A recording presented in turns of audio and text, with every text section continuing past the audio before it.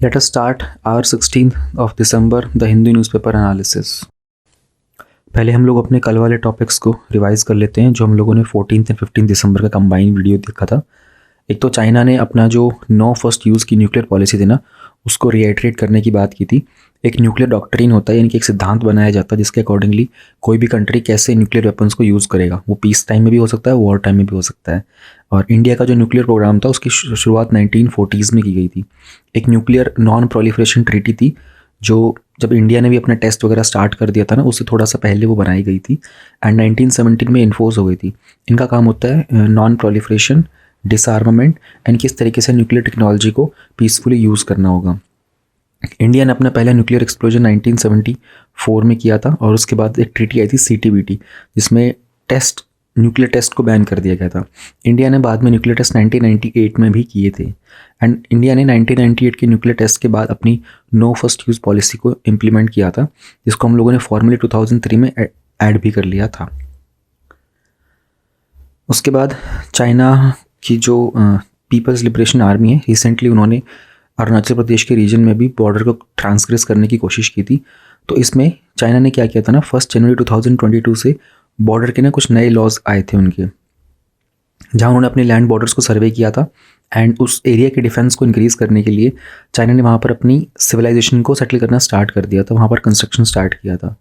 And इसी को लेकर के कुछ कंसर्न्स थे कि हो सकता है फ्यूचर के अंदर चाइना वहाँ पर ब्रह्मपुत्र का वाटर को फ्लो को कम कर दे एंड मे बी वहाँ पर चाइना की जो मिलिट्री की प्रेजेंस है वो और इंक्रीज़ होती रहे। अगर वहाँ पर सिविल सेटलमेंट हो जाती है तो उन लोगों के लिए उस लैंड को ऑनरशिप क्लेम करना फ्यूचर में ईजी हो जाएगा।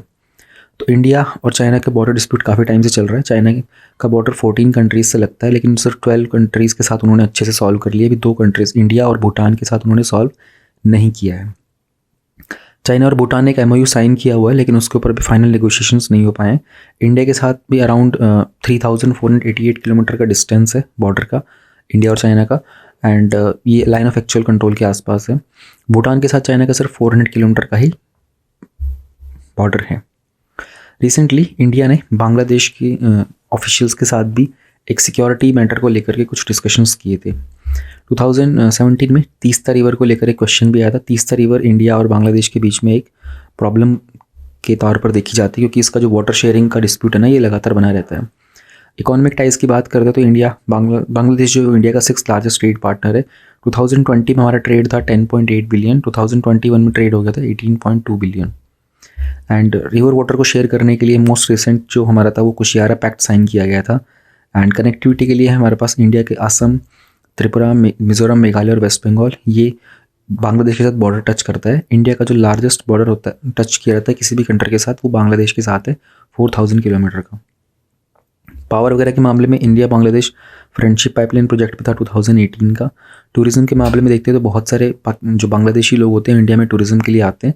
खासकर उसमें से एक जो रीज़न होता है वो होता है मेडिकल ट्रीटमेंट भी। दोनों कंट्रीज़ सार्क का बिम्स्टेक का पार्ट भी है, प्लस में इंडियन ओशन रिम एसोसिएशन का पार्ट भी है।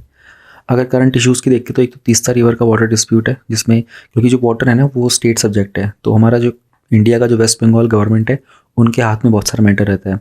दोनों का, इंडिया सेंट्रल गवर्नमेंट का और स्टेट गवर्नमेंट का आपस में कंसेंसस नहीं हो पाता, तो ये फेडरलिज्म का इशू बनता है। इलीगल माइग्रेशन की भी बात करते हैं तो बांग्लादेश से बहुत सारे इलीगल माइग्रेंट्स होते हैं जो इकोनॉमिक नीड्स के लिए भी इंडिया में ट्रैवल करते हैं। लीगल तरीके से नहीं करते, इलीगल तरीके से करते हैं। एंड जो रोहिंग्यास का इशू हुआ था उसमें भी म्यांमार से जो लोग आए थे वो वाया बांग्लादेश आए थे। फिर ड्रग स्मगलिंग, ट्रैफिकिंग होता है। ट्रैफिकिंग जनरली विमेन और चिल्ड्रन की जाती है। टेररिज्म की बात देते तो बांग्लादेश में ग्रुप है जमात उल मुजाहिदीन, तो उनकी प्रेजेंस इंडिया में भी है, UK में भी है, मलेशिया में भी है। फिर चाइना का इन्फ्लुएंस भी बांग्लादेश में इंक्रीज़ होता जा रहा है, जिसके लिए जो कि इंडिया के लिए एक प्रॉब्लम बन सकता है। तो अगर इन इश्यूज़ को इंडिया हैंडल कर लेगा तो हमारी बांग्लादेश के साथ रिलेशंस और बेहतर हो जाएंगे। रिसेंटली एक क्वेश्चन रेज़ किया गया था कि लद्दाख को 6 शेड्यूल में ऐड कर दिया जाए। तो 6 शेड्यूल के अंदर ना कुछ स्टेट्स हमारे 4, असम, मेघालय, त्रिपुरा, मिज़ोरम, इनके ऑटोनमस डिस्ट्रिक्ट काउंसिल बनाए जाते हैं, ताकि इसमें जो ट्राइबल लोग होते हैं ना उनका ट्रेडिशनल जो कल्चर वैल्यूज़ है ना उसको प्रिजर्व किया जा सके। तो उनके अपने खुद के लैंड के लॉज होते हैं, कुछ इकोनॉमिक लॉज होते हैं। तो आर्टिकल 244 और आर्टिकल 275 के अंदर इस चीज़ को हैंडल किया जाता है। कुछ इश्यूज़ ये हैं कि एक तो हमारे कॉन्स्टिट्यूशनल जो प्रिंसिपल्स हैं उनको अंडरमाइन करता है, क्योंकि आर्टिकल 14, आर्टिकल 15 और आर्टिकल 19 के अकॉर्डिंगली इस एरिया को ना कुछ एक्सक्लूसिव प्रिविलेज दिए हुए हैं और मल्टीपल पावर्स के सेंटर हो जाते हैं। एंड हमारे इंडिया की जो एक्ट ईस्ट पॉलिसी है ना, उसमें ये 4 स्टेट के ये जो एक्सेप्शनल प्रिविलेजेस दिए गए ना, ये थोड़ा सा प्रॉब्लम क्रिएट करते हैं। So this was about yesterday's topics. अब हम आज के टॉपिक स्टार्ट करते हैं। प्रणाम देवियों और सज्जनों, the Hindu newspaper analysis video में 3 कलर के आपको हाइलाइट्स मिलेंगे। सैफरन कलर का मतलब होगा कि उस टॉपिक को डिटेल में एक्सप्लेन किया गया है। येलो कलर का मतलब होगा कि वो एडिटोरियल्स हैं। और ग्रीन कलर का मतलब है कि ये सिर्फ हेडलाइंस ही है, इसको सिर्फ हेडलाइन को रीड करके इग्नोर कर देना है, इसके डेप्थ में जाने की ज़रूरत नहीं है। सीक्वेंस इस तरीके से होने वाला है, पहले हम लोग प्रीवियस डे के टॉपिक को रिवाइज करेंगे, फिर हम लोग 2 मिनट लगाएंगे और सारी हेडलाइंस को रीड करेंगे, जिसमें हम लोग मेजर टॉपिक्स की, एडिटोरियल्स की और जो ग्रीन वाली हेडलाइंस है सबके थ्रू गो थ्रू करेंगे। यहाँ पर हम लोग ग्रीन हेडलाइंस को हल्का सा 1-2 मिनट का टाइम दे करके एक्सप्लेन भी कर देंगे। देन हमारा टाइम आएगा मेजर न्यूज़ जो है उनको एक्सप्लेन करने का।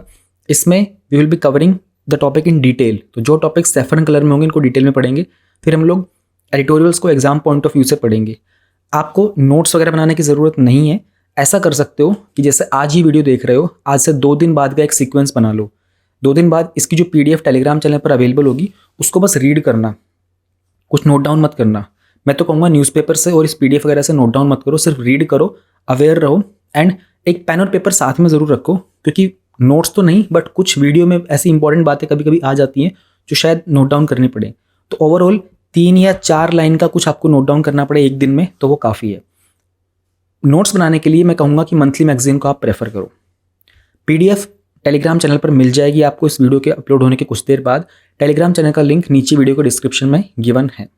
Let's start with 16 December newspaper analysis. सबसे पहले हम लोग अब वन लाइनर कवर करेंगे। अब मैं फॉर्मेट को थोड़ा सा चेंज करने वाला हूँ, तो 2-3 दिन में ये पूरा फाइनल हो जाएगा। मैंने कहा था कि कुछ चीज़ें नई इंट्रोड्यूस होंगी, तो उसमें यही होगा। एक तो 1 लाइनर्स होंगे, अभी अराउंड 5-10 हम लोग 1 लाइनर्स डेली कवर करेंगे। सबसे पहले हमारा है UN का जो CSW है ना, यूनाइटेड नेशन का commission on status of women. ये रिसेंटली न्यूज़ में था क्योंकि यूनेस्को ने एक रेजोल्यूशन अडॉप्ट किया था कि CSW में से ना ईरान को रिमूव कर दिया जाए। अब ये CSW क्या है ना, ये एक डेडिकेटेड बॉडी है जिनका काम ही है जेंडर इक्वालिटी पे काम करना एंड विमेन के एम्पावरमेंट पे काम करना। इसको इकोसोक के द्वारा ही 1946 में इस्टेब्लिश किया गया था। अब आप इसको यूज़ कहाँ कर सकते हो, एक तो आपको बेसिक पता होना चाहिए कि ये UN का ही पार्ट है। और रिसेंटली इसमें अपडेट ये कि ईरान को रिमूव करने की बात की जा रही है, क्योंकि ईरान में आप लोगों को पता होगा विमेन के जो प्रोटेस्ट वगैरह चल रहे थे हिजाब वगैरह को लेकर, तो as per the performance of Iran इसको रिमूव करने की डिमांड उठी है। बट जब आप मेंशन कर रहे होते हैं ना कोई विमेन का टॉपिक, तो विमेन के टॉपिक में हम लोग जनरली बात करते हैं कि इंडिया ने क्या क्या इनिशिएटिव्स लिए विमेन के एम्पावरमेंट के लिए। वहाँ पर आप मेंशन कर सकते हो कि कुछ इंटरनेशनल बॉडीज़ भी हैं जिनका इंडिया पार्ट है, जैसे कि UN का CSW। Now second we have is Forabot. ये एक रोबोट है, इसका काम है sorting, manipulating, identifying microscopic marine fossils. और क्लाइमेट में, ओशन के मामले में इन चीज़ों को आइडेंटिफाई करने के लिए फोराबोट बहुत अच्छी है। इसका एक्यूरेसी रेट बहुत हाई है। अब होता क्या है ना, आप ये टॉपिक कहाँ पर यूज़ करोगे, एक तो प्रीलिम्स में आ सकता है फोराबोट किस चीज़ के लिए। फोराबोट में आपको ना ओशियंस और क्लाइमेट के बारे में पता होना चाहिए। ऐसे टर्म्स आ जाते हैं UPSC के प्रीलिम्स में आ जाते हैं कि ये जो टर्म था ये न्यूज़ में था किस लिए। अब फोराबोट में वो 4-5 चीज़ें दे देगा।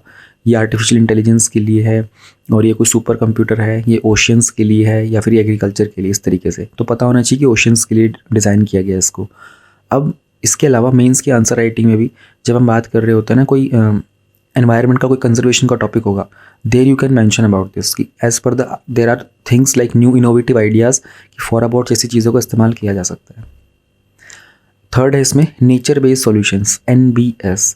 अब UNEP की एक state of finance for nature 2022 की रिपोर्ट आई थी। उस रिपोर्ट के अकॉर्डिंगली जो finance which is going for the nature based solution वो करंटली 154 बिलियन पर ईयर है, और 2025 तक हमारी रिक्वायरमेंट है 384।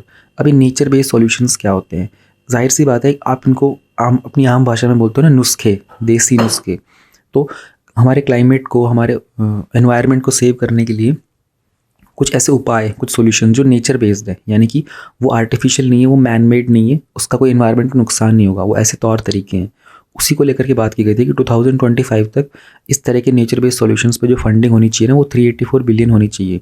बट राइट नाउ जो है वो 154 बिलियन चल रही है। तो रिपोर्ट ये कहती है कि अगर ये इस रेट से चलता रहा ना तो हम लोग अपना 2025 का टारगेट अचीव नहीं कर पाएंगे। Then we have this Patriot missile. तो यूएस रिसेंटली प्लान कर रहा है कि पैट्रियट मिसाइल्स को ना, जो कि उनका बहुत ही एडवांस एयर डिफेंस सिस्टम है, यूक्रेन में भेजेगा। अभी एयर डिफेंस सिस्टम का मतलब क्या हो गया, जैसे हमारे पास S-400 है ना, इंडिया ने जो रशिया से खरीदा है, वो एक एयर डिफेंस सिस्टम ही है, यानी कि वो कोई भी दूसरा मिसाइल वगैरह का अटैक अगर इंडिया पे होगा ना तो उसको प्रिवेंट कर सकता है। तो ये surface to air guided missile system है, यानी कि एक जो डिवाइस होगा वो सरफेस पे लगा होगा और हवा में आने वाला कोई भी जो मिसाइल होगा ना उसको वो अटैक कर सकता है। फिर वो एयरक्राफ्ट हो, फिर वो क्रूज मिसाइल हो, या फिर कोई शॉर्ट रेंज का बैलिस्टिक मिसाइल हो, सबको अटैक कर सकता है। We have this EV Yatra web portal and add mobile app launch. इसको हमारे रिसेंटली प्रेसिडेंट के द्वारा लॉन्च किया गया था on the national energy conservation day. इसका काम था कि कंट्री के अंदर ई मोबिलिटी को एनहेंस करना है। अभी कुछ मोबाइल एप्लीकेशन है, इनका काम होगा आपका जो नियरेस्ट इलेक्ट्रिक व्हीकल का जो स्टेशन होगा ना उस तक आपको नेविगेट कर देगा। तो इलेक्ट्रिक व्हीकल का कॉन्सेप्ट इंडिया में इंक्रीज़ होता जा रहा है, बट इलेक्ट्रिक व्हीकल को चार्ज करने का इशू होता है। तो बहुत सारी कंपनीज हैं वो रिसेंटली इस पर काम कर रही हैं कि इलेक्ट्रिक व्हीकल के चार्जिंग स्टेशंस लगाए जाएंगे इंडिया में जगह जगह पे। अब ये जो ऐप है ना, ये आपको, आप इस ऐप को डालोगे तो वो ऐप आपको नियरेस्ट इलेक्ट्रिक व्हीकल स्टेशन के बारे में इन्फॉर्म कर देगी। GI tag for gamosa. ये गमोसा एक्चुअली इसको गमछा भी बोलते हैं, आप लोगों ने नाम सुना भी होगा। ये एक रेक्टेंगुलर पीस ऑफ क्लॉथ ही होता है जिसको गले में डालते हैं ना, गमछा टाइप का।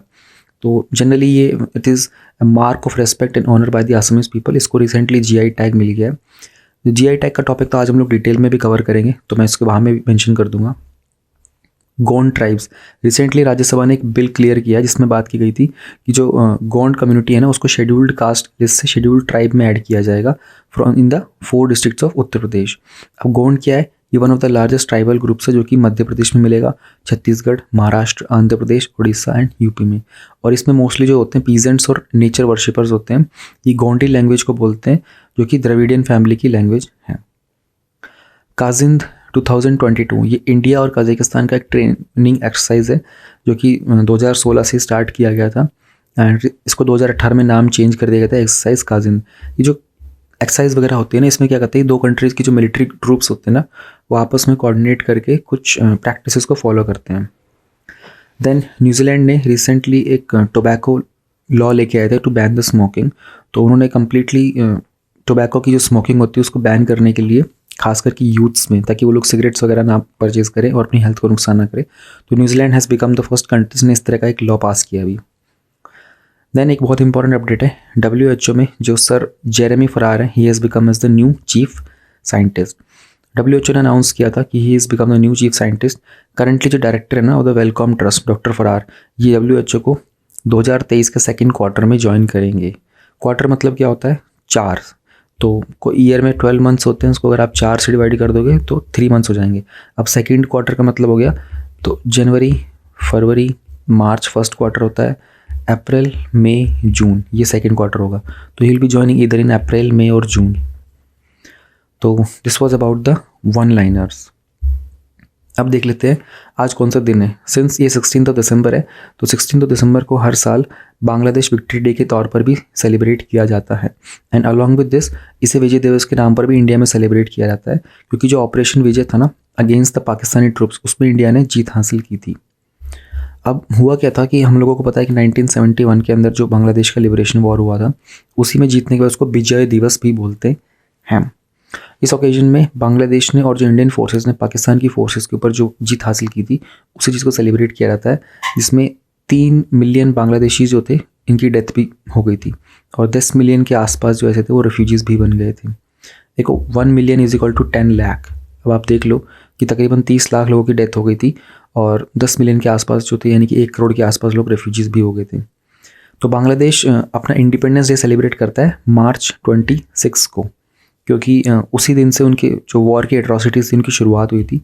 बट फाइनली ये 9 महीने के बाद 16 दिसंबर को ख़त्म हुआ था और ये बहुत इंपॉर्टेंट डे है दूसरी एशियन कंट्रीज़ के लिए भी, क्योंकि कजाकिस्तान को भी इस दिन इंडिपेंडेंस मिली थी। तो 3 चीज़ें आपको पता होनी चाहिए दिसंबर 16 के बारे में। एक तो बांग्लादेश का लिबरेशन डे है और इंडिया का विजय दिवस है और कजाकिस्तान का इंडिपेंडेंस डे भी सेलिब्रेट किया जाता है। ये था डे टू डे के बारे में और कुछ वन लाइनर्स हम लोगों ने कवर कर लिए। अब हम आगे प्रोसीड करते हैं। हमारा जो पहला टॉपिक है आज का, जो डिटेल में हमें कवर करना है, उसमें सुप्रीम कोर्ट ने ना सेंट्रल गवर्नमेंट को 3 महीने का टाइम दिया है कि जो तमिलनाडु और कर्नाटका के बीच जो वाटर डिस्प्यूट है ना, उसको लेकर के ट्रिब्यूनल बनाया जाए। अब हमारे GS2 के सिलेबस में फेडरलिज्म होता है, वहाँ पर इंटर स्टेट इशूज़ में हम लोग पढ़ेंगे तमिलनाडु एंड कर्नाटका को लेकर।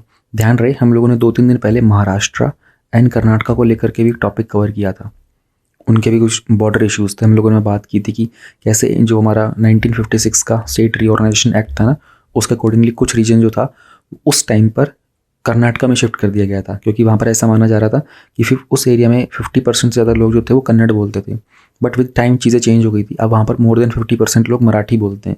तो महाराष्ट्र की तरफ से डिमांड उठी थी कि जो बेलगुई वाला जो एरिया था ना, उसको शिफ्ट करके वापस से महाराष्ट्र में वापस स्विच कर दिया जाए। तो स्टेट्स के बीच में आपस में डिस्प्यूट्स होते रहते हैं और भी बाकी बहुत सारे स्टेट्स में चलते रहते हैं। जैसे अगर हम लोग बात करते हैं हरियाणा एंड पंजाब की, तो वहाँ पर चंडीगढ़ को लेकर के इशू है, क्योंकि चंडीगढ़ जो है वो कॉमन कैपिटल्स है हरियाणा एंड पंजाब का। तो वहाँ पर इशू ये रहता है कि मतलब हरियाणा बोलता है कि चंडीगढ़ हमारा परमानेंट कैपिटल बन जाए, पंजाब के लिए कोई नया कैपिटल देखा जाए। पंजाब बोलता है कि नहीं, चंडीगढ़ तो हमारा एरिया है, हरियाणा के लिए कोई नया कैपिटल देखा जाए। तो आपको ऐसे 3-4 डिस्प्यूट्स के बारे में पता होना चाहिए, जो आप एग्जाम्पल के तौर पर मेंस के आंसर राइटिंग में यूज़ भी कर सकते हो। And with respect to prelims, तो उसमें जैसे रिवर की बात की जा रही है, यहाँ पर तमिलनाडु का वाटर डिस्प्यूट है, तो उसी को लेकर के रिवर के बारे में पता होना चाहिए। की पॉइंट्स क्या है, रिसेंटली क्या हुआ था कि एक जो रिलीज़ था ना, पानी कितना रिलीज़ किया जाएगा, it should be as per the Kaveri water dispute tribunal का डिसीजन 2007 का था, है ना। 2018 में इसको मॉडिफाई भी किया गया था। तो तमिलनाडु को बोला गया था कि जितनी भी पानी की कमी है ना बाय द पुडुचेरी रीजन के अंदर, तो वहाँ पर पानी की कितनी कमी उसको वहाँ पर रिलीज़ किया जाए। ये गवर्नमेंट ने इससे पहले के ऑर्डर दिए थे। अभी गवर्नमेंट ने कहा है कि भाई सेंट्रल गवर्नमेंट को एक ट्रिब्यूनल बनाओ इस मैटर को अच्छे से सॉल्व करने के लिए। एक तो हम लोगों को थोड़ा सा रिवर कावेरी के बारे में पता होना चाहिए। तो तमिलनाडु में ना कावेरी को पोन्नी बोलते हैं, ऑलराइट, और कावेरी को ही हम लोग गंगा ऑफ द साउथ भी बोलते हैं, और सदर्न इंडिया में ये 4th लार्जेस्ट रिवर भी है। सदर्न इंडिया में इसको बहुत ही पावन माना जाता है, it's very sacred river there. इसकी शुरुआत होती है जो वेस्टर्न घाट होते हैं ना, उसके ब्रह्मगिरी हिल से। अब ये आपको पता होना चाहिए, जो कि कर्नाटका के ही साउथ वेस्टर्न में है। फिर ये थोड़ा सा साउथ ईस्ट की तरफ फ्लो करते हुए कर्नाटका से तमिलनाडु की तरफ जाती है, और ये ईस्टर्न घाट की तरफ डिसेंड होना स्टार्ट करती है। वहाँ से ये via Pondicherry Bay of Bengal में फॉल करती है। तो Western Ghat, Brahmagiri, Karnataka, Eastern Ghat, Bay of Bengal, Pondicherry, keywords बन गए, ऐसे याद रखना पड़ेगा आपको। इंपॉर्टेंट और चीज़ें हैं, जैसे कि इसके कुछ ट्रिब्यूटरीज हैं, है ना, अर्कावती, हेमावती, लक्ष्मण तीरथ, शिमसा, कबीनी और हरंगी। अब ये जो चीज़ें होती है ना, इनके आपको बहुत सारे निमोनिक्स बनाने पड़ते हैं। तो दिस इज़ वन टॉपिक जहाँ से I think every year river पर एक क्वेश्चन तो आता ही आता है। तो बेस्ट ये रहेगा कि आप लोग इनको प्रैक्टिस करके चलो, जो आपके एटलीस्ट NCERT ज्योग्राफी में गिवन है ना, एटलीस्ट वो रिवर्स आपको पता ही होनी चाहिए। अब ज़रा जानने की कोशिश करते हैं कि ये कावेरी वाटर डिस्प्यूट क्या है। रिवर कावेरी का ओरिजिन होता है कर्नाटक के कोडागु डिस्ट्रिक्ट में, फिर वहाँ से तमिलनाडु में जाती है, वहाँ से वो बे बंगाल में जाती है। 1892 के अंदर इस डिस्प्यूट की शुरुआत हुई थी। उस ज़माने पे ये मद्रास प्रेसिडेंसी हुआ करता था under the British rule, and जो प्रिंसली स्टेट ऑफ मैसूर था इन दोनों के बीच में। तो मद्रास डिसएग्री करता था मैसूर के एडमिनिस्ट्रेशन प्रपोजल के साथ कि वहाँ पर कुछ इरिगेशन सिस्टम बनाया जाए, यानी कि मैसूर ने कहा कि एक इरिगेशन सिस्टम बनाते हैं, तो मद्रास ने कहा नहीं, ऐसा नहीं कर सकते।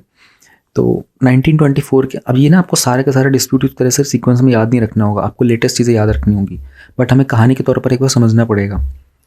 1924 के अंदर, अब 1924 में और क्या क्या हो रहा था, you need to recall this as per your modern history की पूरी जो टाइमलाइन होती है। अभी जो डिस्प्यूट था ना, ये काफ़ी रिजॉल्व होने के कगार पर आ चुका था। तो दोनों ने आपस में एक समझौते पर पहुंचे, मैसूर और मद्रास, तो जिसमें मैसूर को अलाउ किया गया था कि वो एक डैम बनाएगा ऑन द कन्नमबड़ी विलेज के ऊपर, है ना। अब ये एग्रीमेंट जो था 1924 में बात की गई थी कि 50 साल के लिए एग्रीमेंट बनाएंगे, यानी कि नेक्स्ट फिर अपडेट होगा 1974 में। तो एग्रीमेंट बना था। फिर कर्नाटका ने जो कृष्ण राजा सागर डैम बनाया था, क्योंकि इन्होंने 1924 की बात की थी। अब 50 साल बाद यानी कि 1974 में जो वाटर शेयरिंग एग्रीमेंट था ना, ये जो था ये एक्सपायर हो गया था। फिर 1990 के अंदर एक कावेरी का वाटर डिस्प्यूट ट्रिब्यूनल बनाया गया था। अब ट्रिब्यूनल्स क्या होते हैं, हमारे कॉन्स्टिट्यूशन के अकॉर्डिंगली हम लोगों ने टॉपिक पहले भी कवर किया था, और नेक्स्ट टाइम आएगा ना तो और डिटेल में कवर करेंगे। ट्रिब्यूनल्स के अंदर ना जनरली कुछ ऑफिसर वगैरह जो होते हैं, ब्यूरोक्रेट्स होते हैं ना, उनको, या फिर कुछ और जजेस भी हो सकते हैं, उनको भी एक तरीके से मीडिएशन का काम दे रहा था कि ये मैटर है, आप इसको सॉल्व कीजिए, आप दोनों पार्टीज़ की बातों को सुनिए, देखिए कि हमारे कॉन्स्टिट्यूशन में कहाँ क्या मेंशन है, क्या कोई एक्ट है, and take a decision on this thing. तो 1990 में कावेरी वाटर डिस्प्यूट्स को लेकर के ट्रिब्यूनल बनाया गया था, जिनका काम था कि इस इंटर स्टेट का जो रिवर कावेरी का है ना, और ये जो पूरी रिवर वैली है, इसमें कर्नाटका, केरला, तमिलनाडु और पुडुचेरी, इन सब के मैटर को सॉल्व किया जाए। 2007 में ट्रिब्यूनल ने अपना फाइनल अवार्ड दिया था। देखो 1990 में बनाया गया था और ऑलमोस्ट 17 ईयर्स के बाद इसने अपना फाइनल स्टेटमेंट दिया था, क्योंकि 2 स्टेट्स का मैटर है, गवर्नमेंट चेंज होती रहती है, सेंट्रल गवर्नमेंट चेंज होती रहती है, तो बहुत सारी चीज़ें डिले हो जाती हैं। अब 1990s का टाइम है, अगर आप लोग याद करोगे तो मॉडर्न हिस्ट्री के अकॉर्डिंगली हमारा 1991 के आसपास हमारे LPG रिफॉर्म्स आए थे, जो इंडियन इकॉनमी के अंदर बहुत बड़ा एक बदलाव किया गया था। तो 2007 में इस ट्रिब्यूनल ने कहा कि तमिलनाडु को ना 419 का 1000 मिलियन क्यूबिक फीट पानी मिलना चाहिए ना, और ये जो था ना, ये 1991 की ऑर्डर से ऑलमोस्ट डबल था। यानी कि उस टाइम के आसपास बात की, तकरीबन 200 के आसपास बात की गई थी, 200,000 मिलियन क्यूबिक फीट पानी मिलना चाहिए। तो 2007 में इन्होंने कहा कि तमिलनाडु को पानी ज़्यादा मिलना चाहिए। 2016 में तमिलनाडु गवर्नमेंट ने कहा कि उनके पास 50,000 मिलियन क्यूबिक फीट के आसपास पानी की कमी पड़ रही है, जो कि कर्नाटका कम रिलीज़ कर रहा है। कर्नाटका गवर्नमेंट ने बोला कि it wouldn't be able to release any more due to low rainfall. उनका कि बारिश कम हो रही तो हम और ज़्यादा पानी रिलीज़ नहीं कर पाएंगे। फिर तमिलनाडु जाता है सुप्रीम कोर्ट के पास कि भाई इस तरीके से ट्रिब्यूनल का ऑर्डर था और कर्नाटका जो है वो पानी रिलीज़ नहीं कर रहा है। 2017 में सुप्रीम कोर्ट ने ऑर्डर किया कर्नाटका गवर्नमेंट को कि भाई 15,000 cusecs of water per day के हिसाब से रिलीज़ करो 10 दिनों के लिए तमिलनाडु को। इसके कारण बहुत सारे प्रोटेस्ट हो गए थे और कर्नाटका में बंद भी लगा दिए गए थे। फिर इस ऑर्डर में बहुत सारे मॉडिफिकेशन किए गए थे। कर्नाटका गवर्नमेंट को बोला गया था सुप्रीम कोर्ट के द्वारा कि 15,000 क्यूसेक मत रिलीज़ करो, 2,000 क्यूसेक रिलीज़ कर दो पर डे के हिसाब से, बाकी हम लोग बाद में डिसाइड करेंगे। 2018 में जो हाई कोर्ट था, सुप्रीम कोर्ट, उन्होंने हाई कोर्ट कह रहा हूँ सॉरी सुप्रीम कोर्ट ने, एपेक्स कोर्ट ना सुप्रीम कोर्ट को बोलते हैं, उन्होंने अपना फाइनल वर्डिक्ट दिया था। उन्होंने कहा था कि कर्नाटका जो है ना वो 14.75 के आसपास 1000, जो मतलब अब ये ना बार बार TMC वगैरह का मत याद रखो, जस्ट नीड टू रिमेंबर कि इसमें इन्होंने बात की थी 1000 मिलियन क्यूबिक फीट के आसपास की। तो तमिलनाडु ने डिमांड तो की थी कि हमारे पास 50 के आसपास कम पड़ रहा है ना, बट सुप्रीम कोर्ट ने फाइनल वर्डिक्ट में क्या कहा था कि आप 14,000 मिलियन क्यूबिक के आसपास पानी जो है ना वो तमिलनाडु को एक्स्ट्रा दे दो। तो कोर्ट ने इसको बताया था कि जो बेंगलुरु रीजन है ना वहाँ पर भी पानी की कमी पड़ रही है, तो कर्नाटका गवर्नमेंट को पानी वहाँ पर भी डाइवर्ट करना पड़ता है। तो ये था मैटर अभी तक का, है ना। बाद में फिर इसमें कुछ अपडेट्स आते रहे और अब सुप्रीम कोर्ट ने बोला है कि भाई इस मैटर को सॉल्व करने के लिए ना सेंट्रल गवर्नमेंट को एक ट्रिब्यूनल बनाने की ज़रूरत है। हमारे लिए और ज़्यादा चीज़ें जो इंपॉर्टेंट है वो क्या है, हमारे कॉन्स्टिट्यूशन के अंदर कहाँ मेंशन है कि अगर 2 स्टेट्स के बीच में कोई वाटर डिस्प्यूट होगा तो उसे कैसे हैंडल किया जाएगा। आर्टिकल 268 वो कहता है कि एडजुडिकेशन ऑफ वाटर डिस्प्यूट्स। तो 262 का आर्टिकल जो क्लॉज 1 है उसमें बताया गया है पार्लियामेंट, देखो यहाँ सेंट्रल गवर्नमेंट का रोल बताया जा रहा है, बाय लॉ कोई भी एडजुडिकेशन कर सकता है किसी भी डिस्प्यूट में, है ना, कि पानी का कैसे यूज़ होगा, कैसे डिस्ट्रीब्यूशन होगा, कौन कंट्रोल करेगा। अगर बात की जा रही है इंटरस्टेट रिवर की या फिर इवन द रिवर वैली की भी। आर्टिकल 262 का क्लॉज 2 जो है ना उसने कहा कि notwithstanding anything in the constitution, parliament ही बाय लॉ प्रोवाइड करेगा, सुप्रीम कोर्ट नहीं बताएगा that what will be the jurisdiction with respect to such dispute, है ना। तो यहाँ पर एक्सक्लूसिव पावर किसको दी जा रही है, पार्लियामेंट को। सुप्रीम कोर्ट का काम क्या होता है, सुप्रीम कोर्ट का काम ही होता है जब डिस्प्यूट हो जाए, कॉन्फ्लिक्ट हो जाए तो उसको रिजॉल्व करना, जजमेंट पास करना। तो मैटर था सुप्रीम कोर्ट के पास गया, सुप्रीम कोर्ट ने कहा कि ठीक है भाई सेंट्रल गवर्नमेंट को बोल देते हैं, वो लोग ट्रिब्यूनल बनाएंगे, वो फिर डिसाइड करेगा। अब ट्रिब्यूनल डिसाइड करेगा कोई लॉ बनाना है कि नहीं, ट्रिब्यूनल डिसाइड करेगा कितना पानी और रिलीज़ करना है, पानी कम करना है, ज़्यादा करना है। तो you need to remember article 262, you need to remember थोड़ा सा अबाउट कि कावेरी वाटर डिस्प्यूट क्या चल रहा है, कौन से स्टेट्स के बीच में है, रिवर वैली कहाँ कहाँ पास करती है। रिवर वैली में केरला भी आ जाएगा, पुडुचेरी का भी पूरा रीजन आ जाएगा। उसका ओरिजिन क्या था, ब्रह्मगिरी था ईस्ट वेस्टर्न घाट में, और वेस्टर्न घाट में ओरिजिन होता है, ईस्टर्न घाट में फॉल करती है रिवर। वे फॉरवर्ड क्या हो सकता है, तो the river should not be position of any one state. जाहिर सी बात है वो एक नेचुरल बॉडी है ना, और वो कॉमन पब्लिक ट्रस्ट पर बेस्ड है। तो people are the owners, this is a very strong statement, people are the owners of rivers. तो जो स्टेट गवर्नमेंट होती है ना जस्ट एक कस्टडियन की तरह काम करती है ना। तो हमें ज़्यादा रिस्पॉन्सिबल होना चाहिए in terms of how to use the water for agriculture, क्योंकि एग्रीकल्चर के अंदर हम लोग पानी का बहुत सारा इस्तेमाल करते हैं इरिगेशन पर्पज़ के लिए।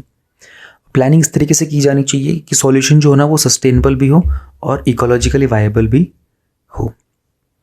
So this was about this topic. तो आपको ऐसे ही एग्ज़ाम में पता होना चाहिए कि जब भी कोई टॉपिक न्यूज़ में चल रहा होता है तो as per the exam point of view आपको उसमें क्या कुछ कवर करना है।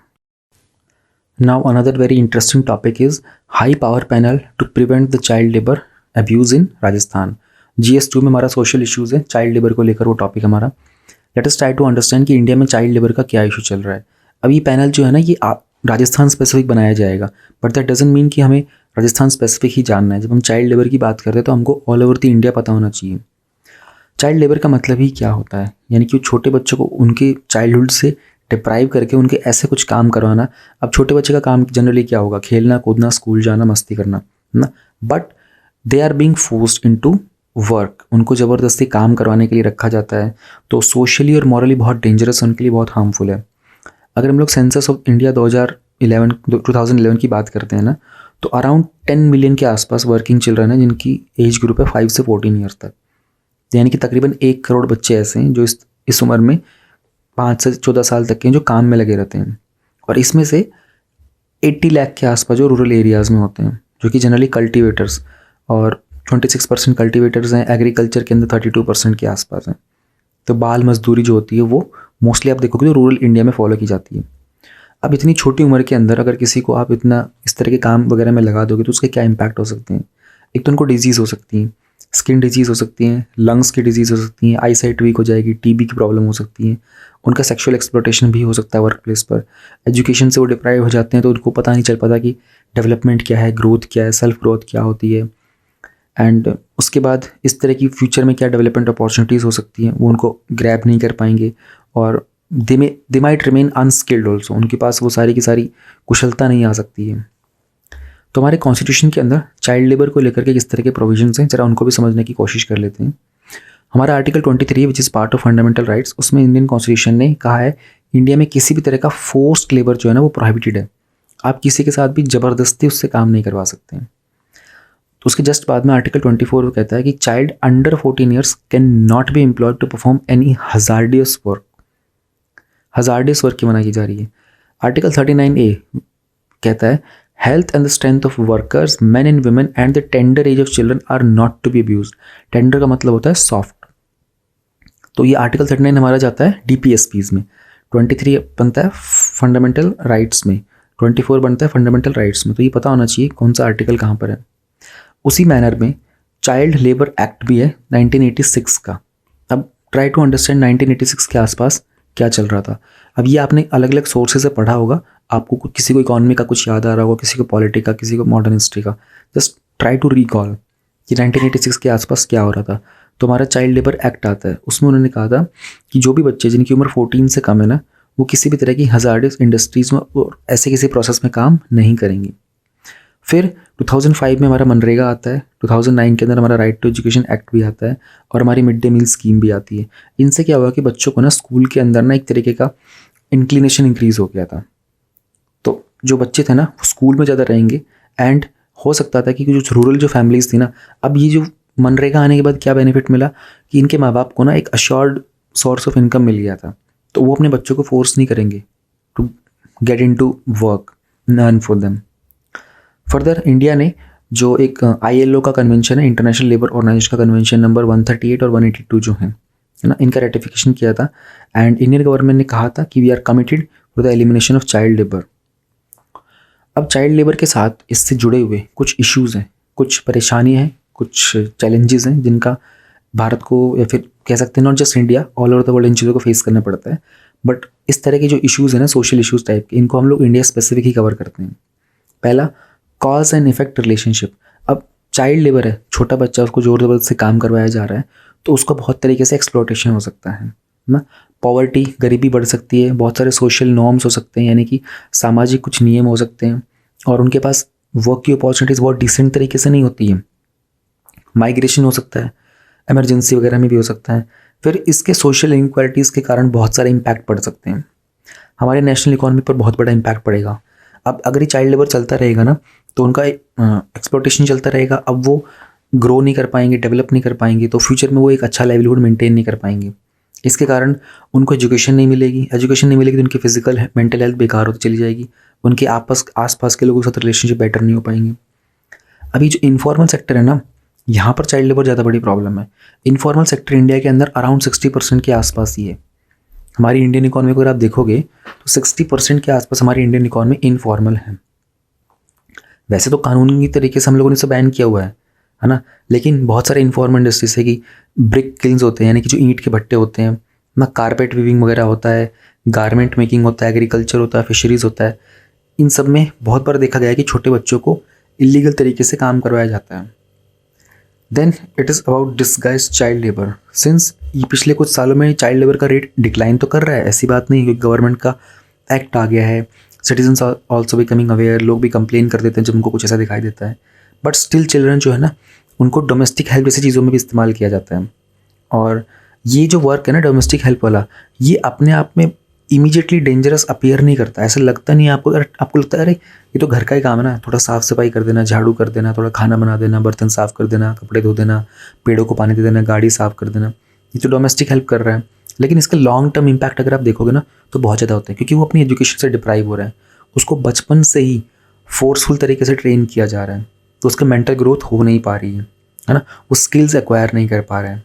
फ्यूचर में हो सकता है कि वो पॉवर्टी के विशियस साइकिल में फंस जाएगा। विशियस साइकिल क्या होता है, एक नेगेटिव चीज़ आपको दूसरी नेगेटिव चीज़ कराती है, वो तीसरी नेगेटिव चीज़ को पुश करती है, आप एक साइकिल में फंस जाते हो। अब गरीबी में क्या होगा ना, कोई इंसान गरीब होगा तो वो छोटा मोटा काम करने की कोशिश करेगा, वो छोटा मोटा काम करेगा तो वो बड़ी अपॉर्चुनिटीज़ ग्रैब नहीं कर पाएगा, वो फिर दोबारा से और गरीब ही रहेगा, उसको फिर मजबूरी में दूसरा छोटा काम पकड़ना पड़ेगा। वो अपनी फैमिली के नेक्स्ट जनरेशन को भी छोटे काम करने के लिए ही, छोटे काम से मेरा मतलब यहाँ पर है फोर्सफुल वाले काम, या फिर जहाँ पर जो एक्सप्लोटेटिव काम होते हैं, जो उनको एजुकेशन का और जो बेटर हेल्थ की अपॉर्चुनिटीज डिनाई करते हैं, मैं उसको छोटे काम के तौर पर मेंशन कर रहा हूँ। फिर चाइल्ड लेबर के अंदर सिर्फ काम वगैरह नहीं होता है, उसको चाइल्ड ट्रैफिकिंग से भी लिंक किया जा सकता है। बहुत बार ऐसा भी होता है कि छोटे छोटे बच्चे जो होते हैं उनको जो चाइल्ड ट्रैफिकर्स होते हैं ना, वो आसपास में जाएंगे, इस्लाम एरियाज़ में जाएंगे, फिर कहीं जाएंगे, उनको ना बहला फुसला करके कि हम आपके बच्चे को हम काम दिला देंगे, और उनकी चाइल्ड ट्रैफिकिंग करना स्टार्ट कर देते हैं। अब चाइल्ड ट्रैफिकिंग में क्या करेंगे, उन बच्चों को लेके चले जाएंगे, उनको प्रोस्टिट्यूशन में भी डाल सकते हैं, है ना, और गलत तरीके से, इलीगल तरीके से उनकी शादी भी करवा दी जाती है। कभी कभी उनको बहुत चीप तरीके से या फिर अनपेड तरीके से लेबर के तौर पर बेच भी दिया जाता है, और बहुत सारी जगह पर उनको हाउस सर्वेंट्स के तौर पर फोर्सफुली यूज़ किया जाता है। एंड कभी कभी ऐसे जो आर्म्ड ग्रुप्स वगैरह होते हैं ना, तो टेरर ग्रुप्स वगैरह होते हैं, उनमें भी इनको एम्प्लॉय कर लिया जाता है, रिक्रूट कर लिया जाता है। ये कुछ चलता रहता है। These are all the challenges that we face with respect to the child labour. तो वे फॉरवर्ड क्या हो सकता है, we need to focus on the role of panchayat. Since हम लोगों ने देखा था कि 80% के आसपास जो चाइल्ड लेबर होता है it happens in the rural areas, then panchayat can play a very dominant role, है ना। पंचायत इस चीज़ को मिटिगेट कर सकती है। मिटिगेट करने का मतलब हो गया टू रिड्यूस द इंटेंसिटी।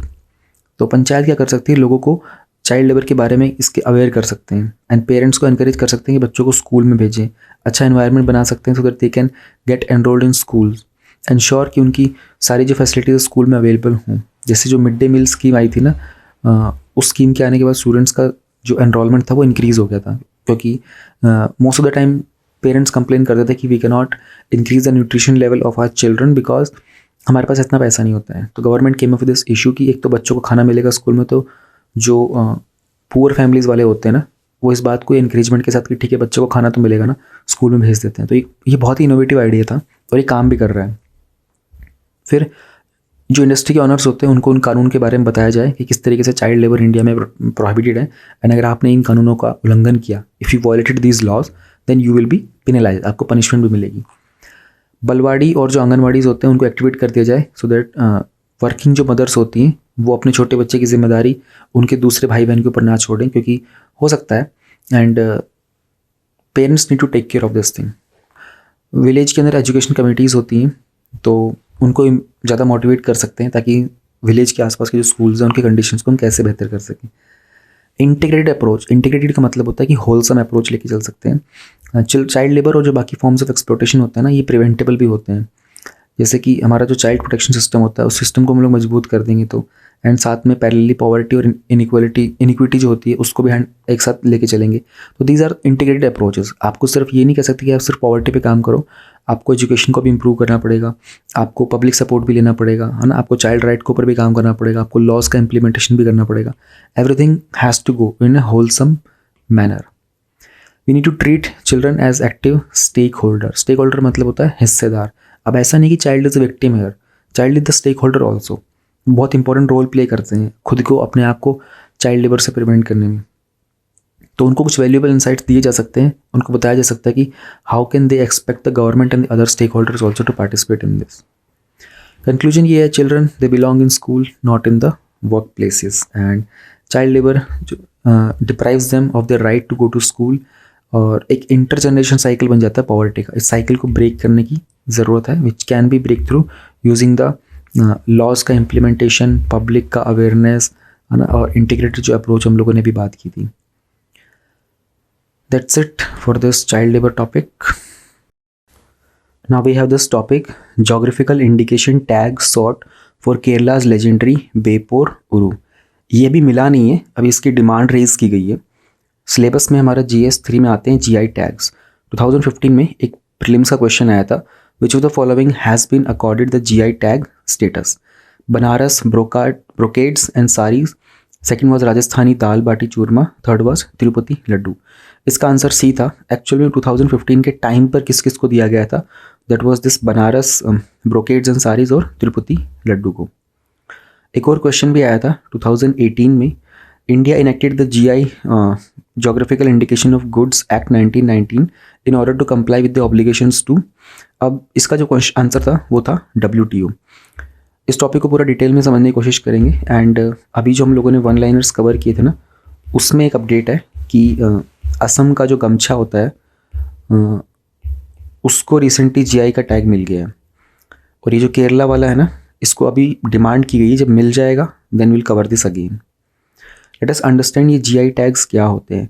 इसकी फुल फॉर्म है जोग्राफिकल इंडिकेशन, यानी कि कोई भी जो गुड्स वगैरह होते हैं ना, उनकी कोई बहुत स्पेशल कैरेक्टरिस्टिक्स होती हैं, तो वो किस पर्टिकुलर जोग्राफिकल टेरिटरी से बिलोंग करते हैं, उसके लिए एक इंडिकेशन का एक टैग मिल जाता है उसको।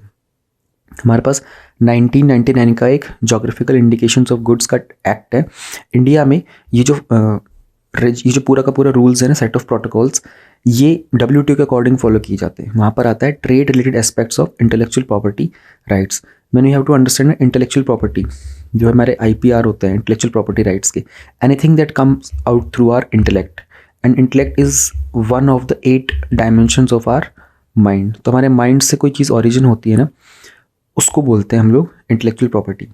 तो प्राइमरीली बेसिकली एग्रीकल्चर हो गया, नेचुरल या फिर मैन्युफैक्चर्ड प्रोडक्ट जो होते हैं ना, हैंडीक्राफ्ट्स हो गए, इंडस्ट्रियल गुड्स हो गए, उनको GI टैग्स दिया जाता है। टैग की वैलिडिटी 10 ईयर्स तक की होती है, उसके बाद इसको फर्दर रिन्यू करना पड़ता है। सिग्निफिकेंस क्या है कि एक बार किसी प्रोडक्ट को अगर टैग मिल गया ना, तो एनी पर्सन और company can not sell a similar item under that name. यानी कि अगर बेचना होगा ना, तो पहले प्रायर परमिशन लेनी पड़ेगी, otherwise you cannot just sell it. जो GI रजिस्ट्रेशन होता है ना, इससे उनको एक लीगल प्रोटेक्शन मिल जाता है, ताकि कोई इनका अनऑथराइज्ड, यानी कि कोई अनऑथराइज भी और इलीगल यूज़ भी ना कर सके। फिर इस तरीके से किसी को टैग मिल जाता है, किसी प्रोडक्ट को उसकी वैल्यू इंक्रीज़ हो जाती है, तो उसका एक्सपोर्ट भी इंक्रीज़ हो जाता है, एंड कस्टमर्स को उसकी ऑथेंटिसिटी को लेकर के भी बहुत श्योरिटी हो जाती है। रजिस्ट्रेशन के लिए इसके लिए पहले एक प्रिलिमिनरी स्क्रूटनी की जाती है, एग्जामिनेशन होता है, और जो भी प्रोड्यूसर ऑर्गेनाइजेशन वगैरह होते हैं वो अप्लाई कर सकते हैं। एंड जो कुछ और भी बहुत पॉपुलर प्रोडक्ट्स हैं, जैसे कि बासमती राइस हो गया, दार्जिलिंग टी। दार्जिलिंग टी जो था ना, ये पहला प्रोडक्ट था इंडिया का जिसको GI टैग मिला था। Then Chanderi fabric, Mysore silk, Thanjavur paintings, Kashmir saffron, ये जो केसर होता है ना कश्मीर का, उसको भी GI टैग मिला हुआ है। Kashmir walnut wood carving, Farrukhabad prints हो गए, Kullu shawl, Kangra T, Mysore silk, इस तरह के प्रोडक्ट्स को ऑलरेडी मिला हुआ है। तो इसके लिए PT 365 जो होता है ना, उसमें जस्ट बिफोर द एग्ज़ाम पिछले 1 साल के जो भी GI टैग्स होते हैं उनकी एक लिस्ट आ जाती है। So reading that is way more helpful than going through them, remembering, trying to remember कि इस महीने में किसको मिला है, किसको मिला है। तो छोटा सा ही टॉपिक था हमारा ये। Now we will be covering today's last topic, जो कि एक एडिटोरियल है, building climate resilience collectively. GS3 में एनवायरनमेंट कंजर्वेशन का ये टॉपिक है। अभी रिसेंटली 27th जो कॉन्फ्रेंस ऑफ पार्टीज़ हुआ था ना UNFCCC का, कहाँ पर हुआ था ये हुआ था इजिप्ट में, और लास्ट ईयर वाला जो था वो ग्लासगो में हुआ था। तो अभी नवंबर में हुआ था। एंड इजिप्ट में एक जगह है शर्म अल शेख, वहाँ पर तो एक डॉक्यूमेंट है, इसका नाम है LTLCDS। उसमें बहुत सारे मेजर्स के बारे में बात की गई थी, कैसे हम लोग नेट ज़ीरो का एमिशन स्टेटस है। देखो 2021 में जो COP26 हुआ था ना, उसमें इंडिया ने बात की थी कि 2070 तक इंडिया का टारगेट है नेट ज़ीरो स्टेटस पे जाने का, यानी कि इंडिया की तरफ से कोई एमिशन वगैरह नहीं किया जाएगा। और एमिशन नहीं होगा ये कैसे पॉसिबल है, जब हमारे सारे सोर्सेज ऑफ एनर्जी जो है वो रिन्यूएबल हो जाएंगे। और राइट नाउ हमारे सस्टेनेबल मीन्स हम लोग यूज़ करेंगे एनर्जी प्रोड्यूस करने के लिए। तो उसी को लेकर के ना एक एडिटोरियल है, मानसी सचदेव है, she is a senior urban planner in UN habitat India, और पुष्कल शिवम है, he is also an urban planner in the UN habitat India. दोनों ने मिलकर के इस कंटेंट को क्रिएट करने की कोशिश की है। COP27 के बारे में हम लोगों को पता चल गया। तो ये जो हम लोगों ने अभी रिसेंटली बात की ना एक डॉक्यूमेंट के बारे में LTLCDS, इसमें ना मेजर्स के बारे में बात की गई है, कैसे हम लोग 2070 का जो टारगेट है उसको अचीव कर सकते हैं। अब इसमें ना सबसे ज़्यादा फोकस होने वाला है अर्बनाइजेशन के ऊपर, यानी कि जो शहरीकरण है ना। अच्छा, ये जो टॉपिक है ना, इसमें GS1 का रेलेवेंस भी है आपका। GS1 में जो ह्यूमन ज्योग्राफी में आता है ना, वहाँ पर अर्बन इंडिया वाला, अर्बन प्लानिंग वगैरह, उसके भी कंटेंट आपको इसमें मिलेगा। तो हम लोगों को ना अर्बनाइजेशन करना है, but it has to be climate resilient, यानी कि ऐसी शहरीकरण करना जो बदलते हुए पूरे के पूरे वातावरण को बदलते हुए हमारे क्लाइमेट के हिसाब से एडजस्ट कर सके। और ये गवर्नमेंट ऑफ इंडिया की स्ट्रैटेजी होने वाली है। हमारा जो पेरिस एग्रीमेंट भी हुआ था ना, वहाँ पर भी गवर्नमेंट ने इसी बात पर फोकस करने की कोशिश की थी। अब इस तरह के लॉन्ग प्लान के लिए ना गवर्नमेंट ने ना एक 3 प्रॉन्ज स्ट्रैटेजी निकाली है, यानी कि कुछ 3 पॉइंट्स हैं जिनको हमको बहुत फोकस करना पड़ेगा। एक तो जो हम लोग अर्बन प्लानिंग करते हैं ना, अर्बन प्लानिंग में हम लोगों को एडेप्टेशन और जो रिसोर्स एफिशिएंसी, एडेप्टेशन का मतलब हो गया कि जो बदलाव हो रहा है ना उसके अनुसार हम अपने आप को कैसे ढाल सकते हैं। रिसोर्स प्लानिंग का मतलब हो गया जो अवेलेबल है, जैसे इंडिया में कितना नेचुरल गैस अवेलेबल है, इंडिया में टाइडल एनर्जी, सोलर एनर्जी कहाँ कहाँ अवेलेबल है, उसको हम एफिशिएंटली कैसे इस्तेमाल कर सकते हैं। अब मान लो एक 1000 स्क्वायर फीट के अंदर एक सोलर पावर प्लांट लगाया जाता है, लेकिन उसमें जो यूटिलिटी होती है वो हमको सिर्फ 400 स्क्वायर फीट की मिल रही होती है, तो ये एफिशिएंट नहीं है ना। एफिशिएंसी का फॉर्मूला क्या होता है, इनपुट बाय आउटपुट। तो कितना आप इनपुट दे रहे हो उसमें कितना ज़्यादा आउटपुट निकलता है, जितना ज़्यादा आउटपुट निकलता है ना उतना ही बेहतर हमारी एफिशिएंसी होती है। तो एक तो हो गया अर्बन प्लानिंग के अंदर हमको एडेप्टेशन पे काम करना है एंड रिसोर्स एफिशिएंसी पे काम करना है। सेकंड हो गया climate responsive and climate resilient buildings. Buildings कैसे बनानी है, क्लाइमेट रिस्पॉन्सिव और क्लाइमेट रेजिलियंट। ऐसे बिल्डिंग्स जो अब आजकल जो कंक्रीट की बिल्डिंग्स बनती है ना, उसमें गर्मी बहुत ज़्यादा लगने लग जाती है, और ठंड के अंदर वो ठंडी भी बहुत होती है। उसी के साथ साथ वो इंडोर पॉल्यूशन को इंक्रीज़ कर रही है ना। डस्ट पार्टिकल्स उनमें बहुत अच्छे से पेनिट्रेट कर जाते हैं, एस्केप नहीं कर पा रहे होते, वेंटिलेशन का प्रॉब्लम होता है। इन चीज़ों पे काम करने की ज़रूरत है। And then municipal service delivery, ये 3 टारगेट्स हमारे। बिल्डिंग्स को कैसा बनाना है, अर्बन प्लानिंग कैसे करनी है, तो इसी सब को लेकर के हम लोगों उन्होंने कहा कि have a data driven approach. अब जब हम इस तरह के स्टेप्स लेंगे ना, तो हमें पहले पता होना चाहिए कि यार हमारे पास डेटा होगा तभी तो हम बता सकते हैं ना कि कैसी बिल्डिंग बनाई जाएगी। इसके लिए बहुत सारे फ्लैगशिप मिशंस रन किए जाते हैं, जैसे ministry of housing and urban affairs जो है ना, शॉर्ट में हम लोग उसको महुआ बोलते हैं, ministry of housing and urban affairs में, उनके पास कुछ टारगेट स्पेसिफिक ऑब्जेक्टिव्स हैं कि कैसे हम लोग स्मार्ट, सस्टेनेबल और रेजिलियंट अर्बन इंडिया को बना सकते हैं। SSR, smart, sustainable and resilient India बना सकते हैं। अब इसी सब को इम्प्लीमेंट करने के लिए हमारे पास ये डॉक्यूमेंट आया था, इसका नाम था लॉन्ग टर्म का low carbon development strategy, LTLCDS। And इसके अलावा भी बहुत सारे मिशंस हैं जहाँ पर हम लोग डेटा ड्रिवन अप्रोच के साथ काम करते हैं। You have to remember this keyword, data driven approach. How is it going to happen ना, हमें अर्बन प्लानिंग की स्ट्रेटजीज को डेमोन्स्ट्रेट करना पड़ेगा, हमें दिखाना पड़ेगा क्लाइमेट रेजिलियंस कैसे हो सकता है, वो स्पेसिफिक एक्शंस क्या होंगे, वो इंटरवेंशंस क्या होंगे। अब कोई भी आप इंटरवेंशन करते हो, यानी कि गवर्नमेंट को लगता है कि यार अच्छा अर्बन प्लानिंग पे काम करना है, government can only intervene properly when it has some sound data available with it. अच्छे से डेटा अवेलेबल होगा तभी गवर्नमेंट उस पर इंटरवीन कर सकती है। फिर हमें इसे दूसरे जो फाइनेंस के स्ट्रीम्स होते हैं ना, उनके साथ लिंक करना पड़ेगा। क्योंकि पैसा होगा तभी तो हम लोग उस पर काम कर पाएंगे। कितनी हमारी अर्बन लोकल बॉडीज़ के पास कैपेसिटी है। तो सिटीज़ को ना किस तरीके से इफ़ेक्टिव और एफिशिएंट प्लानिंग की जानी चाहिए, है ना। फिर वो मास्टर प्लान्स जो होते हैं हमारे, उनको हम लोग कैसे एक बिजनेस रेडी इन्वेस्टमेंट में कन्वर्ट कर पाएंगे। जैसे कि हम लोग बात कर सकते हैं एक यूएन हैबिटेट का ना सपोर्ट टूल है, उसका नाम है USAF। देखो ये जो यूएन हैबिटेट है ना, ये एग्ज़ाम में शायद पिछले 10 साल में 3 बार आ चुका है प्रीलिम्स के एग्ज़ाम में। इसका एक टूल है, उसका नाम है अर्बन सस्टेनेबिलिटी असेसमेंट फ्रेमवर्क। ये डिसीजन सपोर्ट टूल होता है ना। किन के लिए होता है? जो हमारे म्यूनसिपल कमिश्नर्स होते हैं, अर्बन प्रैक्टिशनर्स होते हैं, और बाकी जो भी कोई हमारे अर्बन प्लानिंग वगैरह को सपोर्ट करता है ना, उनके लिए होता है। ये क्या करता है? ये इंटर सेक्टोरल डेटा कवर करता है। अब इस डेटा को कवर करके ये डिसीजन लेता है बेस्ड ऑन दिस डेटा, कि एनालिसिस करेगा कैसे अर्बन मैट्रिक्स चल रहे हैं, फिर उनकी परफॉर्मेंस वगैरह जो होती है उनको मॉनिटर करने का काम करता है ना। अब वो परफॉर्मेंस में कुछ चीज़ें स्टैटिक होती हैं, कुछ चीज़ें डायनेमिक भी होती हैं शहर के अंदर ना। जैसे रेन हो गया, रेन बहुत डायनेमिक तरीके से काम करेगा, कभी बारिश बहुत ज़्यादा होगी, कभी बारिश बहुत कम होगी, राइट। लेकिन जो हमारी ड्रेन्स होती हैं, जो नालियाँ बनी होती हैं, वो एक तरीके से स्टैटिक होती हैं, वो आप रोज़ रोज़ बदल नहीं सकते हो। तो दोनों तरह के पैरामीटर्स को के ऊपर काम करता है। एंड स्टेट की पॉलिसीज़ एंड प्रोजेक्ट्स को कैसे फिर फर्दर इंप्लीमेंट किया जाएगा। अब हमारे पास ना 2 बहुत अच्छे एग्जाम्पल दिए गए हैं यहाँ पर, भोपाल का और जयपुर का। So these are the example that you can definitely quote in your answer writing. अब जैसे भोपाल मध्य प्रदेश में है ना, यहाँ पर इनका जो एम है ना कि 90% of the cities green house gas emissions. कहने का मतलब ये है कि भोपाल के अंदर ना जो नॉन मोटराइज्ड ट्रांसपोर्ट है, यानी कि ऐसा ट्रांसपोर्ट जिसके अंदर मोटर नहीं है। देखो मोटर जो लगती है ना, वो फ्यूल वाले इंजन वाले व्हीकल में लगती है। जो हमारे इलेक्ट्रिक व्हीकल्स होते हैं ना, इनके अंदर ये मोटर नहीं लगती है। तो भोपाल के अंदर जो नॉन मोटराइज्ड व्हीकल्स है ना, ये अराउंड 43% है इस मॉडल के अंदर। लेकिन जो बाइक डॉकिंग स्टॉप्स होते हैं ना, वहाँ पर 24% के आसपास तक ही पॉपुलेशन उसको एक्सेस कर पा रही होती है। तो ये जो गैप है ना कि अवेलेबिलिटी 43% की है, लेकिन उसका एक्सेस कितना है? 24% को। इस गैप को कवर करने की ज़रूरत है। और इसमें से ना आधी स्ट्रीट्स जो है ना, मतलब ओनली 1/2 जो स्ट्रीट्स है उन पे फुटपाथ्स अवेलेबल हैं। अब ना आपको एक नया टर्म मिलेगा यहाँ पे, उसे बोलते हैं शेयर्ड स्ट्रीट्स। अगर हम लोग फ्यूचर में सस्टेनेबल डेवलपमेंट करने वाले हैं ना, तो हम लोगों को शेयर्ड स्ट्रीट्स पे काम करना पड़ेगा। ये वो गलियाँ होती हैं, यानी कि इसमें फुटपाथ भी आपको मिलेगा, है ना, बाइसिकल वाले के लिए भी रास्ता मिलेगा, कार्स के लिए भी रास्ता मिलेगा, और ट्रक्स के लिए भी रास्ता मिलेगा। तो ये इस तरह की गली को बनाया जाता है ताकि बहुत सस्टेनेबल तरीके से काम करती है। फिर इस तरह की स्ट्रीट्स में जो गलियाँ होती हैं ना, उसमें नेटिव प्लांट स्पीशीज़ भी लगाए जा सकते हैं। And more than this ground water का रिचार्ज की फैसिलिटीज़ भी होती हैं। तो these are all those things, इन पे ऐसे काम किया जाएगा। हमें ऐसे वाटर सेंसिटिव अर्बन डिज़ाइन पे काम करना पड़ेगा।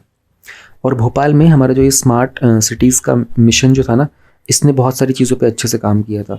उसमें बहुत सारे इन्वेस्टमेंट्स भी आए थे, बहुत सारी अपॉर्चुनिटीज़ हैं जहाँ पर हम लोग फर्दर और इम्प्रूवमेंट करके इंक्रीमेंट कर सकते हैं। कुछ स्पेशल एनालिसिस भी करना पड़ेगा ताकि डिसीजन मेकिंग और बेहतर हो सके। एंड हम लोगों ने आज देखा था ना, जो वन लाइनर था उसमें नेचर बेस्ड सॉल्यूशंस होते हैं।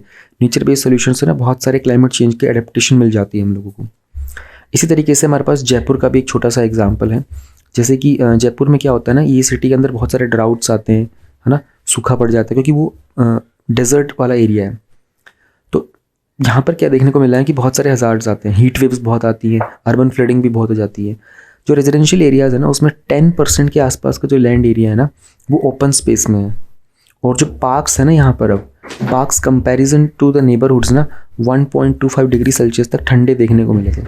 अभी तो जनरली शहरों में होगा ना, पार्क्स वगैरह जो होते हैं थोड़े से ठंडे देखने को मिलते हैं। तो इंडस्ट्रियल पॉकेट्स होती हैं हर शहर के अंदर। आप जिस भी शहर में रहते हो वहाँ पर कुछ ना कुछ इंडस्ट्रियल एरिया होगा, जहाँ पर उनको इंडस्ट्रियल पॉकेट्स बोलते हैं। एंड अर्बन हीट आइलैंड का भी इम्पैक्ट जाता है, ये बहुत ज़्यादा रहा है ना।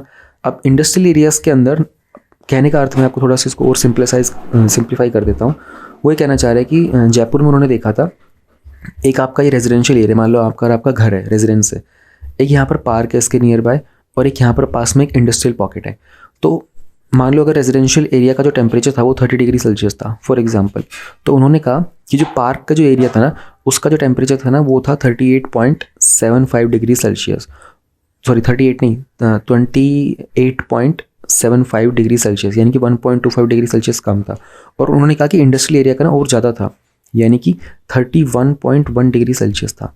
तो ये डिफरेंस उन्होंने दिखाने की कोशिश की है यहाँ पर। कि कैसे रेजिडेंशियल एरिया का अपने इंडस्ट्रियल पॉकेट्स के साथ और जो पार्क्स होते हैं उनके साथ कितना गैप क्रिएट हो जाता है। अभी डेटा अवेलेबल है, तो यहाँ पर ना बहुत सारे macro as well as micro हर तरह के ऑप्शंस अवेलेबल होते हैं ना। क्या क्या कर सकते हैं, एक तो ना कूल रूफ्स आते हैं जो छतों को ठंडा रखते हैं, वो लगा सकते हैं। और कूल आइलैंड्स करके भी कुछ कॉन्सेप्ट होता है, वो कर सकते हैं। ब्लू ग्रीन स्ट्रेटजी लगाई जा सकती है, इंफ्रास्ट्रक्चर ऐसे बना सकते हैं। तो जयपुर में क्या देखने को मिला था ना कि जो पोरस सरफेस होता है, पोरस का मतलब क्या हो गया, जैसे पहले जो कच्ची गलियाँ होती थी ना, कच्ची गलियाँ क्या होती थी, उसमें ना सैंड होता था गलियों के अंदर, ईंटें नहीं होती थी, कंक्रीट नहीं होता था, उसको पोरस सरफेस बोलते हैं। यानी कि अगर आप पानी डालोगे तो ज़मीन में चला जाएगा। बट आज के डेट में क्या आ गया है, कंक्रीट रोड्स आ गए ना, उसके ऊपर आप पानी डालोगे तो सीमेंट की वजह से पानी नीचे नहीं जाता। तो आज की डेट में जयपुर के अंदर ना ये जो पोरस सरफेस था ना, इसमें 50% का डिक्लाइन देखने को मिला है पिछले 30 सालों के अंदर। यानी कि कॉन्क्रीटाइजेशन ज़्यादा हो रहा है। उसके अंदर प्रॉब्लम क्या होगी, अब अर्बन फ्लडिंग होगी, पानी ज़मीन में जाएगा नहीं तो वो ज़मीन के ऊपर रहेगा, है ना। अब सरफेस का जो स्टॉर्म वाटर रन ऑफ है ना, वो बहुत इंक्रीज़ हो गया। फर्स्ट कंट्री जो सिटी है ना, उसको अर्बन फ्लडिंग में बड़ा इशू होता है। तो सिंपल और इफेक्टिव सॉल्यूशंस हो सकते हैं कि जयपुर का जो रेजिलियंस हो उसे और बेहतर कर सकें हम लोग। वहाँ पर ना एक चीज़ होती है, उसे बोलते हैं कम्युनिटी रिचार्ज पॉइंट्स होते हैं। अगर हम लोग उसको लेके कम्युनिटी रिचार्ज पॉइंट्स होते हैं, वो ज़्यादा सेटअप कर सकते हैं। These are the things which can help. And हमारा जो एक अमृत मिशन है ना, जो Atal mission for rejuvenation and urban transformation, उसमें हम लोग सिटीज़ को अलाउ कर सकते हैं कि उनमें फर्दर कैपिटल इन्वेस्टमेंट हो। इन सबको लेकर के we can have a very comprehensive approach, जिसमें हम लोग स्टेक होल्डर पार्टिसिपेशन के ऊपर काम कर सकते हैं। एंड इसके कारण बहुत सारा अगर एक्टिव इन्वॉल्वमेंट होगा तो जाहिर सी बात है, ये जो इश्यूज़ हैं, जो अब वहाँ पर डेटा तो मिल गया हमको, है ना, 50% का जयपुर वाला मिल गया और ये भोपाल वाला मिल गया, हम लोगों को पार्क का एरिया मिल गया, है ना। These are the data that we have available. यही हमारा इस आर्टिकल के अंदर कहने का मतलब था कि हमको डेटा ड्रिवन अप्रोच पे काम करना है। Once we have the data we can go for this adaptation and resources of effective urban planning, climate responsive buildings बना सकते हैं। तो पब्लिक रिसोर्सेज जो अवेलेबल है उनका कैसे बेहतर इस्तेमाल करना है, एविडेंस बेस्ड अप्रोच क्या हो सकती है, और इसमें बड़ी अच्छी लाइन दी गई थी, ये आप लोग कंक्लूजन में यूज़ कर लीजिएगा। ये चीज़ें ना नोट डाउन कर लिया करो हैंड टू हैंड, ये बाद में नहीं आएगी। तो किसी पेपर के ऊपर अभी A4 अभी नहीं समझ पा रहा कहाँ लिखे, तो A4 के ऊपर डालो, मेंस का GS 3 लिखो और स्लैश में GS 2 लिखो एंड GS 3 का एनवायरनमेंट लिखो और उसमें लिखो कंक्लूजन के आगे लाइन लिख लो, sustainable and the just solutions to the climate crisis must be founded on meaningful and effective social dialogue and participation of all stakeholders. It's a very powerful statement. तो अगर आप ये note down कर सकते हो तो for your conclusion purpose. तो बस ये था इस आर्टिकल में, कुछ पॉइंट्स हैं, कुछ एग्जाम्पल्स हैं। और 2022 में जो ये COP हुआ था उसके बारे में थोड़ा आइडिया रखना, ये नेक्स्ट ईयर तक काम आएगा आपको। नेक्स्ट ईयर जब तक कोई COP नहीं होता ना, तो कि इजिप्ट में होता है 2022 वाला 27 COP। और मिनिस्ट्री ऑफ अर्बन प्लानिंग बहुत सारे काम कर रहा है। UN हैबिटेट का एक USAF टूल है, एंड अटल अमृत मिशन है, उसके बाद हमारे पास स्मार्ट सिटीज मिशन है। फ्यू एग्जाम्पल्स आते हैं, इसलिए आर्टिकल बहुत अच्छा था, बहुत सारे पॉइंट्स थे। That's it for today, thank you very much.